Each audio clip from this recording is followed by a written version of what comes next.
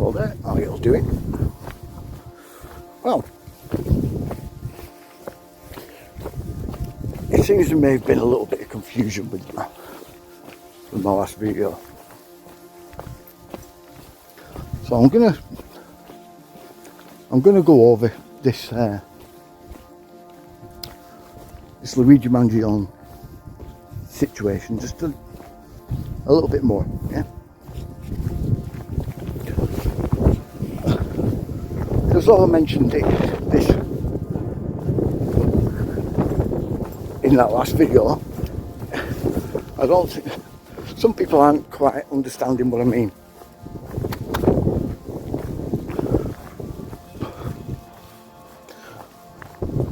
This assassination, this CEO, right? Unity Healthcare, the company that the CEO who he shot was the CEO of, obviously. I've forgotten his name, I'll put it across the bottom. As I said yesterday, is the biggest medical insurance firm in the US.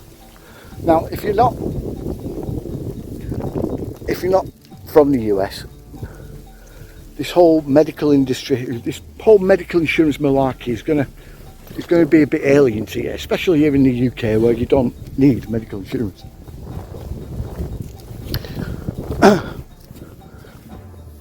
You see, in the US, to get any kind of, come on Marley, you're fine, to get any kind of medical care whatsoever that isn't just a bed in a free clinic to die in, right? You need to pay thousands and thousands of dollars, right, to pay for it. Even just a GP appointment can range in the hundreds of dollars, right? Surgeries can cost anything up to a few $100,000 up to millions, yeah, depending on the actual surgery itself. And then there's the aftercare, which is your pharmaceuticals that are deemed necessary for your aftercare, like pain meds and so on and so forth, that are also priced in the thousands and thousands, yeah.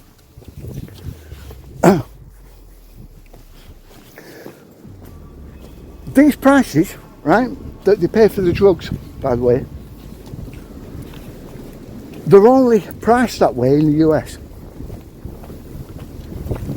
And this is because of a pretty open secret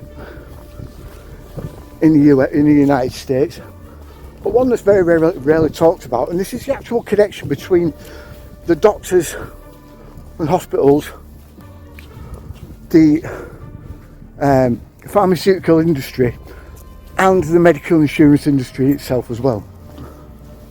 All of them seem to agree on particular prices, yeah, very high prices, to maximise the amount of profit they're going to make, because everything involved in the everything with medical care in the US is all linked together, yeah. They all agree on prices, on high prices, to maximise profits, yeah, because all hospitals, all doctors are a business. They're not classed as medical care, yeah. They're all classed as businesses, basically, so they're all for profit. So the hospitals and doctors ensure that the prices for their services, yeah, be that vaccinations, drugs, for certain conditions, to surgeries and hospital stays and everything else, are priced out of the range that people could normally pay. This makes it necessary for every person in the US to require medical insurance, right, to pay for this medical care. These insurance firms, right, most of them very rarely pay even part, you know, just half of the actual cost of their medical care. But in the case of Unity, they actively went out of their way to find any and every excuse in order not to pay out, right? This caused so many people to go bankrupt. It's unbelievable. Just from like, say, broken leg or something stupid. It's just ridiculous.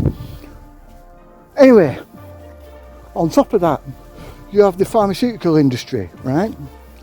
That is supplying the drugs that are a necessary, supposedly, part of the aftercare, yeah?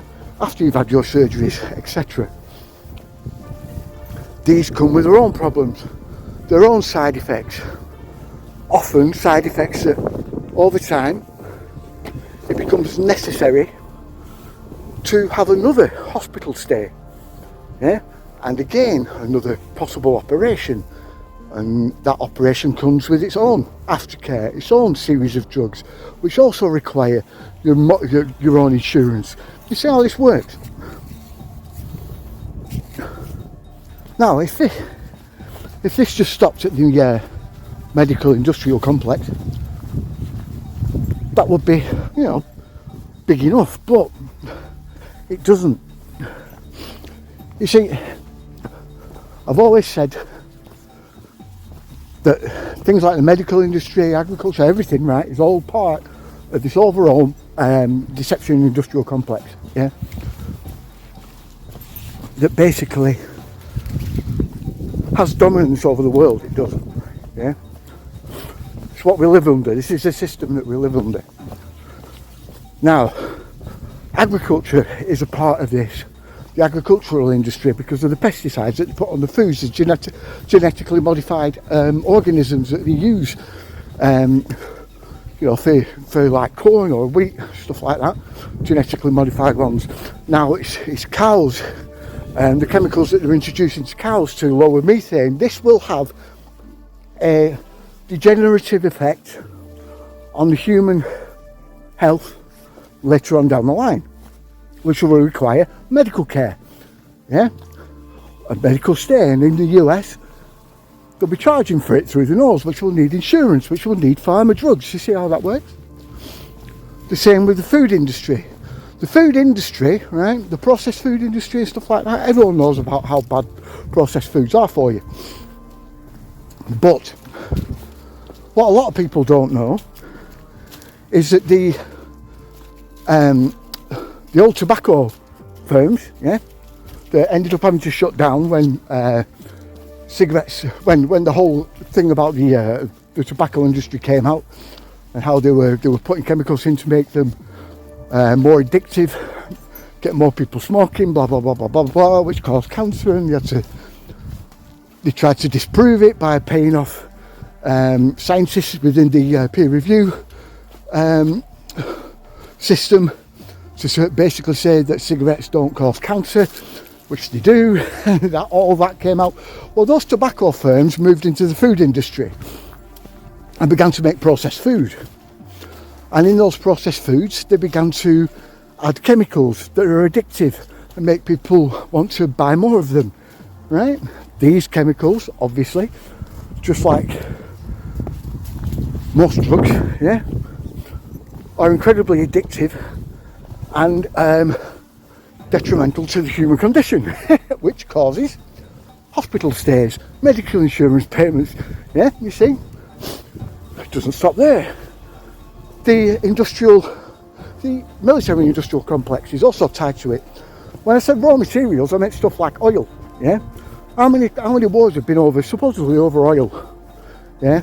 Like, well, Afghanistan was actually about more to do with opium and their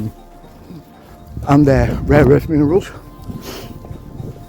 Iraq was a lot to do with oil and other things. Syria, a lot to do with oil and gas and everything else. Petroleum is used in some very surprising ways. Not just in your drugs, yeah, that you take from big pharma, right? But also in your food. A lot of the chemicals that they use are derivatives of petroleum. Yeah? Sometimes a waste product of petroleum. They get put in your food. When you need oil to put them in your food, they go and invade countries to get the oil to put them in your food. Which leads back to the medical industry, but also leads to food and farming and agriculture, you see? Same with academia. Academia is the same. They need scientists who basically come up with these chemicals for a start, but they also need scientists to advocate for them through the peer review process, which is absolutely 100% corrupt. I don't care what anyone says. If you're a science geek and you want to say the peer review process isn't corrupt, you're a fucking moron. Get out of fucking academia, you thick cunt. But that's the same. Education, the same. Because it's tied to academia, which is tied to military, which is tied to farming, which is tied to agriculture, blah blah blah. You see how this works?